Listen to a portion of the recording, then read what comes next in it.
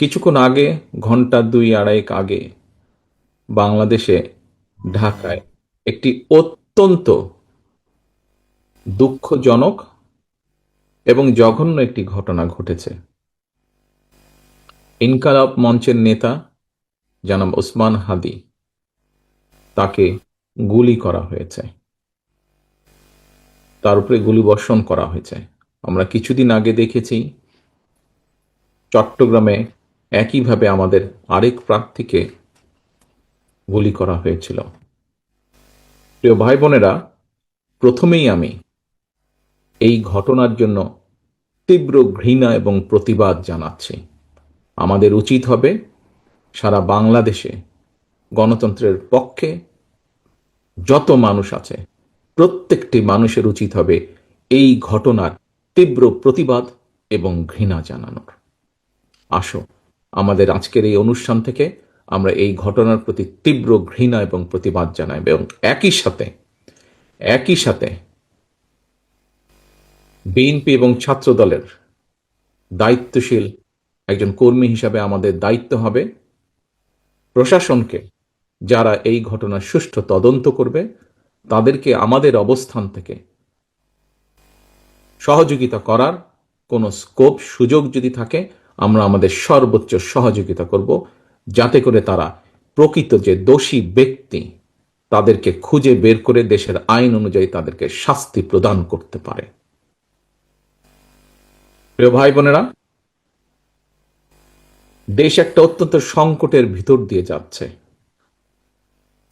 আমরা দেখেছি গত এক বছরে বিভিন্ন সময় বিভিন্ন ব্যক্তি, বিভিন্ন সংগঠনের সদস্যরা হুমকি দিয়েছে প্রকাশ্যে যে প্রত্যাশিত নির্বাচন আগামী ফেব্রুয়ারি মাসে, সে নির্বাচনকে তারা হতে দেবে না, বাধাগ্রস্ত করবে। প্রকাশ্যে হুমকি দিয়েছে।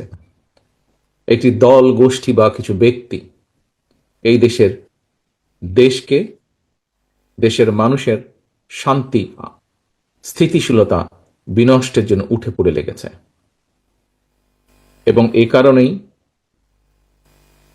বাংলাদেশ জাতীয়তাবাদী দল এবং একই সাথে যারা বাংলাদেশের অস্তিত্বে, স্বাধীনতা, সার্বভৌমত্বে বিশ্বাস করেন, দল ছোট বড় বিষয় না, যারা বাংলাদেশি জাতীয়তাবাদের অস্তিত্বে, বাংলাদেশের অস্তিত্বে বিশ্বাস করে, সবার আগে বাংলাদেশ, এই নীতিতে যারা বিশ্বাস করে, আমাদের প্রত্যেকটি দল, প্রত্যেকটি নেতা, প্রত্যেকটি কর্মী, প্রত্যেকটি মানুষকে আজ অতীতের যে কোনো সময় থেকে সবচাইতে বেশি ঐক্যবদ্ধ হতে হবে। কারণ যারা এই দেশের স্বাধীনতাকে ধ্বংস করতে চায়, এই দেশের সার্বভৌমত্বকে ধ্বংস করে এই দেশের স্থিতিশীলতাকে ধ্বংস করতে চায়, তারা তাদের ষড়যন্ত্র যে শুরু করে দিয়েছে, আজকে ওসমান হাদির ঘটনা দিয়ে তা প্রমাণিত হয়। আমরা বিভ্রান্তি ছড়ানো থেকে প্রত্যেককে বিরত থাকতে হবে। কেউ যাতে কোনো বিভ্রান্তি ছড়ানোর সুযোগ না পায়, সেই ব্যাপারে আমাদেরকে সচেতন থাকতে হবে।